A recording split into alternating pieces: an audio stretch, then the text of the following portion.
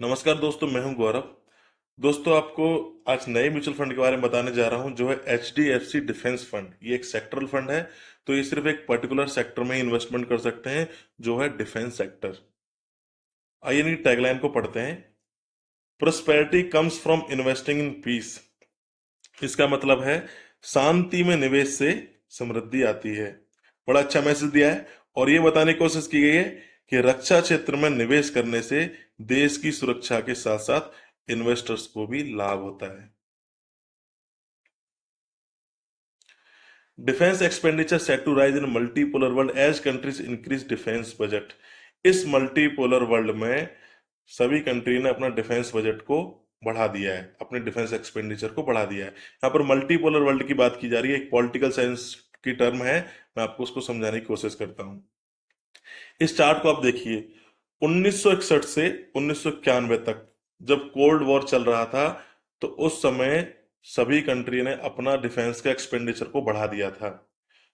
Cold war के दौरान Soviet संघ और अमेरिका महाशक्ति सुपर पावर के रूप में उभर के आए। किसी वर्ल्ड में जब दो देश महाशक्ति के रूप में उभर कर आते हैं तो उसको बोलते हैं बाइपोलर वर्ल्ड। लेकिन 1991 के बाद जब सोवियत संघ का पतन हुआ, एंड हुआ, तो शांति हुई। और उस समय सभी कंट्री ने अपना डिफेंस का एक्सपेंडिचर जो है कम करते चले गए। लेकिन इस दौरान 1991 के बाद में सोवियत संघ के एंड होने के बाद में अमेरिका महाशक्ति के रूप में उभर के आया। क्योंकि अमेरिका ही सुपर पावर था, तो ऐसे वर्ल्ड को जहां पर एक कंट्री सुपर पावर के रूप में होती है उसको बोलते हैं यूनिपोलर वर्ल्ड। लेकिन 2021 के बाद अब, क्योंकि अब कोई सुपर पावर नहीं रहा है, अब हर कोई अपने आप में एक महाशक्ति है। तो आज की डेट में मल्टीपोलर वर्ल्ड का अगर मैं उदाहरण दूं तो सब अपने आप में सक्षम है। आपका चाइना, रूस और भारत और यूरोप।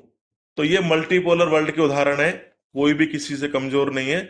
तो इसीलिए इस मल्टीपोलर वर्ल्ड में डिफेंस एक्सपेंडिचर को बढ़ाया जा रहा है, अपने आप को मजबूत करने के लिए। Defence expenditure are necessity for peace. Defence में एक्सपेंडिचर करने की जरूरत इसलिए है ताकि देश में शांति बनी रहे। इंडिया टॉप 5 नेशन में आता है जो सबसे ज्यादा अपना बजट का हिस्सा डिफेंस में खर्च करते हैं। हम 2.5 से 3% जीडीपी का डिफेंस में खर्चा करते हैं। और अगर बात करें यूएसए की, तो यूएसए हमसे 10 गुना ज्यादा अपने डिफेंस के लिए बजट एलोकेट करता है। और चाइना हमसे 4 गुना डिफेंस का बजट एलोकेट करता है। अभी आपने कुछ समय पहले देखा होगा कि रसिया और यूक्रेन का युद्ध चल रहा है, वॉर चल रहा है। इजराइल ईरान का वॉर चल रहा है। और चाइना और ताइवान में भी गर्मा गर्मी होती रहती है। चाइना हमेशा ताइवान को आंख दिखाता रहता है, क्योंकि चाइना ताइवान से मजबूत है।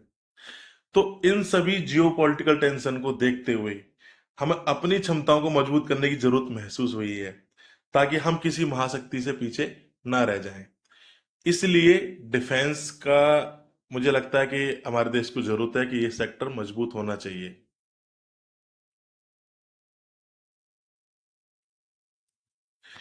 इंक्रीज कैपेक्स इन डिफेंस मतलब हमारा कैपिटल एक्सपेंडिचर जो है पिछले कुछ दशकों से 9%, 9% पर ईयर बढ़ रहा है। और ये जैसे जैसे जीडीपी बढ़ रही है उसी हिसाब से ये एक्सपेंडिचर भी बढ़ता जा रहा है।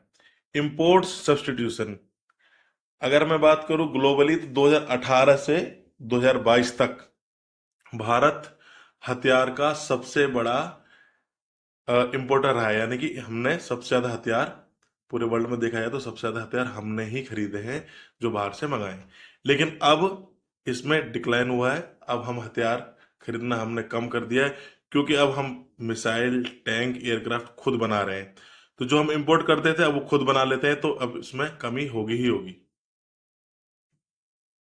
Export growth, India's defence export is increased by 8x over 8 years।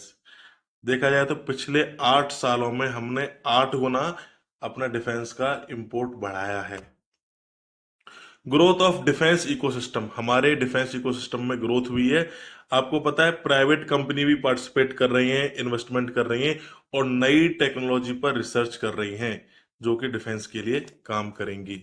आपको बता दूं कि प्राइवेट कंपनी भी है जो कि एयरक्राफ्ट के पुर्जे यानी पार्ट्स, मिलिट्री व्हीकल और इलेक्ट्रॉनिक इक्विपमेंट बना रही हैं। तो इन सभी कारणों को देखते हुए डिफेंस सेक्टर फ्यूचर में ग्रो करेगा और हम लोग आत्मनिर्भर बनते जा रहे हैं।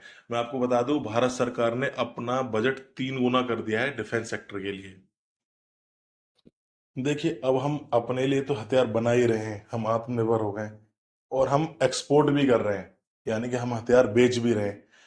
आपको बता दूं कि जो भी कंपनी एक्सपोर्ट करती है, एक्सपोर्ट करने के बाद जो मार्जिन होता है वो बहुत हाई होता है, प्रॉफिट बहुत हाई होता है।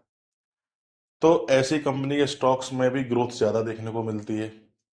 मैं आपको फ्यूचर प्रेडिक्शन करूं तो मुझे लगता है कि अगले 3 से 5 साल में आपका पैसा यहाँ पर डबल हो जाएगा। तो ये एसआईपी करने के लिए भी बहुत अच्छा फंड है और लमसम डालने के लिए भी।